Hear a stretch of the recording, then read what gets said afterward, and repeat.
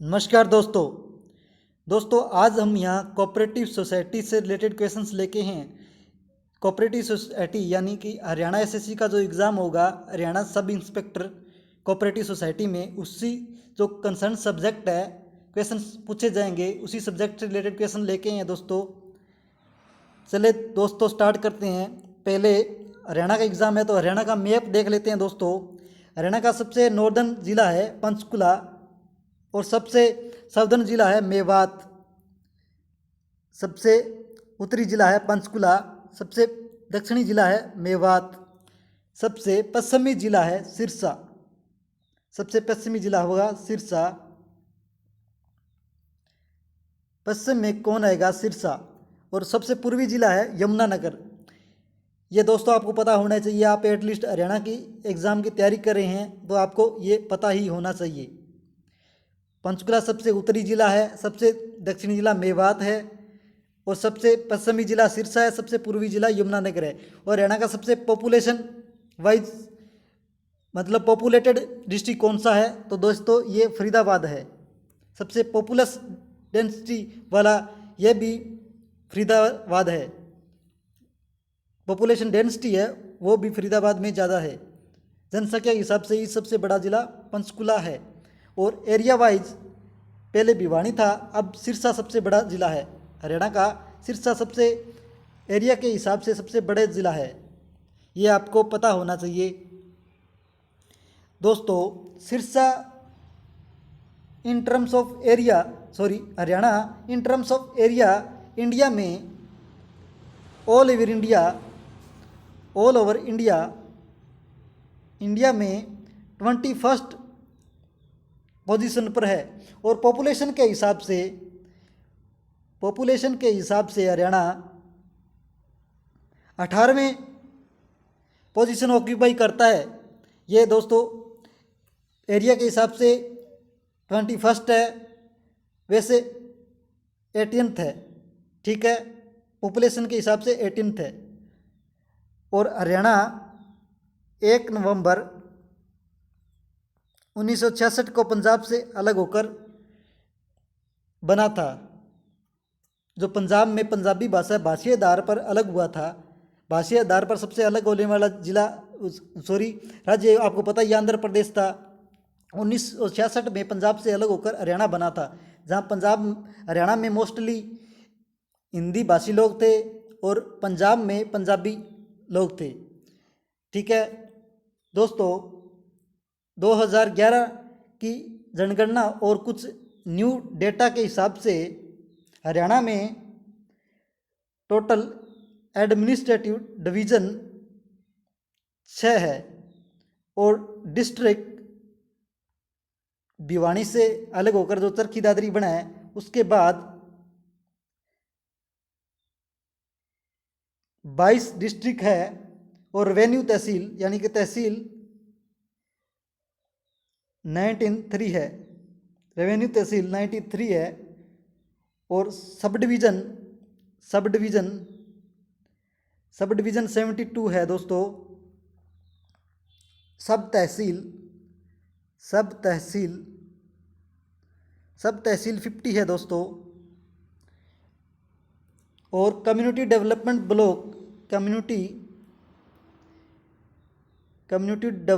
Block दोस्तों 140 है हरियाणा में।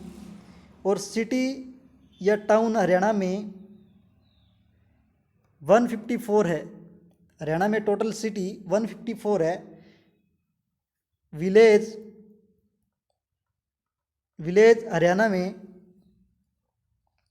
6848 विलेज है दोस्तों। ये सब कुछ आपको हरियाणा के बारे में पता ही होना चाहिए दोस्तों। आप किसी भी एग्ज़ाम की तैयारी कर रहे हो, किस भी स्टेट के एग्ज़ाम की, पीसीएस की या उसके स्टेट बोर्ड एग्ज़ाम होते हैं, तो आपको किसी भी स्टेट के बारे में ये तो पता ही होना चाहिए।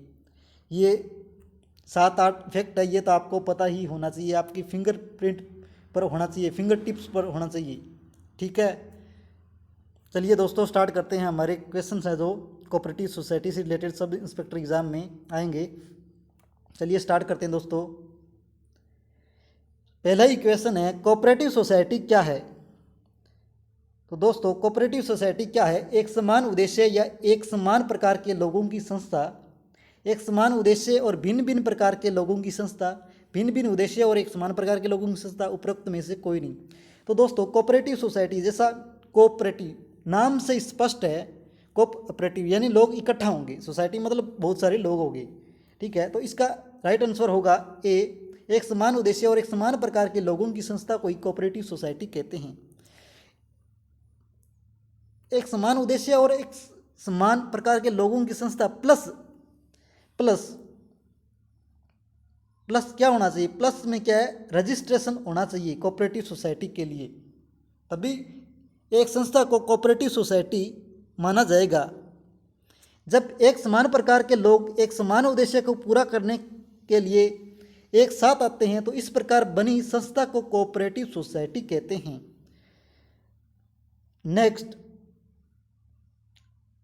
क्वेश्चन सेकंड है, विश्व में सबसे पहले सहकारी आंदोलन की शुरुआत कहाँ पर हुई थी?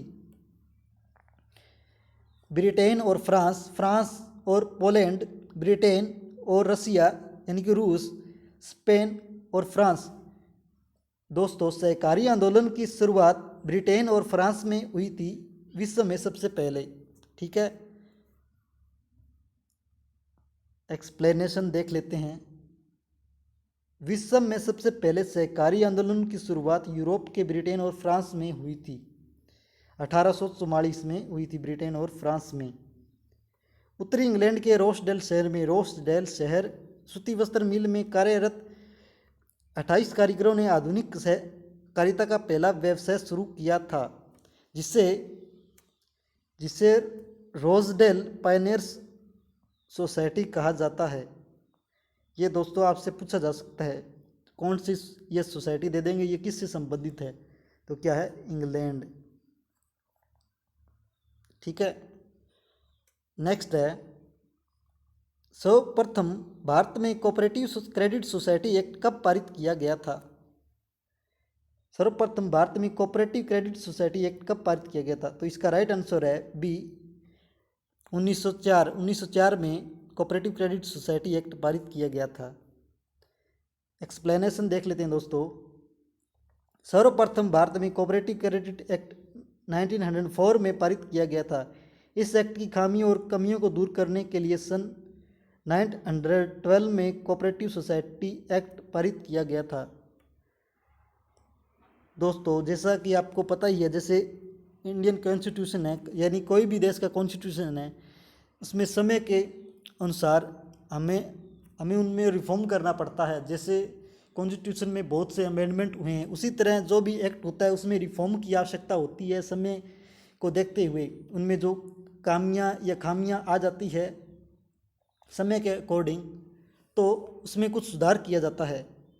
इसी सुधार के अंतर्गत 1912 में कोऑपरेटिव सोसाइटी एक्ट पारित किया गया था। ये दोस्तों आपको पता होना चाहिए। नेक्स्ट है,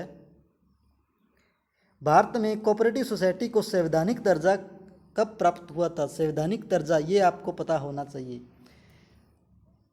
तो ए इस क्वेश्चन का राइट आंसर है 2011। कोऑपरेटिव सोसाइटी को संवैधानिक दर्जा कब प्राप्त हुआ था? 2011। भारतीय संविधान के 97वें संविधान संशोधन 2011 द्वारा जोड़े गए अनुच्छेद 19 भारत के सभी नागरिकों को मूल अधिकार के अंतर्गत संघ बनाने का अधिकार दे दिया गया है। कौन सा संविधान संशोधन है? 97वां संशोधन है। सन कौन सा है? 2011 में 97वां संविधान संशोधन 2011। और आर्टिकल कौन सा है? 19 ये भी पूछा जा सकता है। नेक्स्ट है, भारत में सबसे पहले कोऑपरेटिव सोसाइटी की शुरुआत कहाँ की गई थी? उत्तराखंड, उत्तर प्रदेश, कर्नाटक, पश्चिम बंगाल। तो दोस्तों भारत में सबसे पहले कोऑपरेटिव सोसाइटी की शुरुआत तो कर्नाटक में की गई थी। सी इस क्वेश्चन का राइट आंसर होगा। भारत में कोऑपरेटिव सोसाइटी सबसे पहले कर्नाटक राज्य में शुरू की गई थी। नेक्स्ट है, भारत में पहली बार केंद्रीय सहकारी मंत्री किसे बनाया गया है? ऐसा दोस्तों भारत में पहली बार हुआ है कि किसी को सहकारी मंत्री बनाया गया है, यानी कि सहकारी मिनिस्ट्री, कोऑपरेटिव मिनिस्ट्री भी अभी बनाई गई है। तो उसका मंत्री कौन है? तो इसका मंत्री है श्रीमान अमित शाह, जो कि है क्या है, अमित शाह क्या है, गृह मंत्री है। ठीक है, होम मिनिस्टर है अमित शाह जी, और उन्हें अभी सहकारी जो मिनिस्ट्री है वो भी उन्हें दे दिया गया है, सहकार मंत्रालय। ठीक है दोस्तों, भारत में पहली बार केंद्र सरकार में अमित शाह को सहकारी मंत्री बनाया गया है, और अमित शाह देश के पहले सहकारी मंत्री है, क्योंकि दोस्तों कोऑपरेटिव सोसाइटी जो मिनिस्ट्री है उसको अभी क्रिएट किया गया, तो उसके मंत्री ही, पहले मंत्री ही अमित शाह हैं, ये भी याद कर लीजिए आप। कोऑपरेटिव सोसाइटी पंजीकरण कराने के लिए कम से कम कितने सदस्यों की आवश्यकता होती है, यानी कोऑपरेटिव सोसाइटी का आप रजिस्ट्रेशन करवाते हैं तो उसमें कितने सदस्यों की आवश्यकता होती है, मिनिमम कितने सदस्यों की आवश्यकता होती है? तो 7 सदस्यों की आवश्यकता होती है। तो ए इस क्वेश्चन का राइट आंसर हो जाएगा। देख लीजिए, कोऑपरेटिव सोसाइटी का पंजीकरण कराने के लिए कम से कम 7 सदस्यों की आवश्यकता होती है, जिनकी उम्र 18 वर्ष या 18 वर्ष से ज़्यादा होनी चाहिए। 7 सदस्यों की आवश्यकता होती है, उम्र 18 वर्ष या 18 वर्ष से ज़्यादा होनी चाहिए। ठीक है दोस्तों, नेक्स्ट है वन मैन वन वोट सिद्धांत किसके द्वारा पारित किया गया था? वन मैन वन वोट सिद्धांत किसके द्वारा पारित किया गया था? तो बी इस क्वेश्चन का राइट आंसर हो जाएगा, मैकलेगन द्वारा पारित किया गया था वन मैन वन वोट।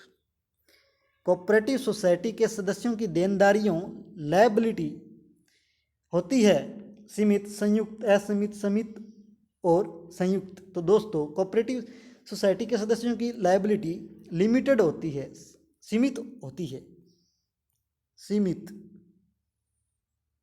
अपना लास्ट और फाइनल क्वेश्चन है, कोऑपरेटिव सोसाइटी की सदस्यता के लिए एक महत्वपूर्ण दस्तावेज है। तो कोऑपरेटिव सोसाइटी की सदस्यता के लिए एक महत्वपूर्ण दस्तावेज, डॉक्यूमेंट, आइडेंटिटी कार्ड है। सी इस क्वेश्चन का राइट आंसर हो जाएगा, आइडेंटिटी कार्ड। तो दोस्तों कोऑपरेटिव सोसाइटी की सदस्यता के लिए एक महत्वपूर्ण दस्तावेज आइडेंटिटी कार्ड है।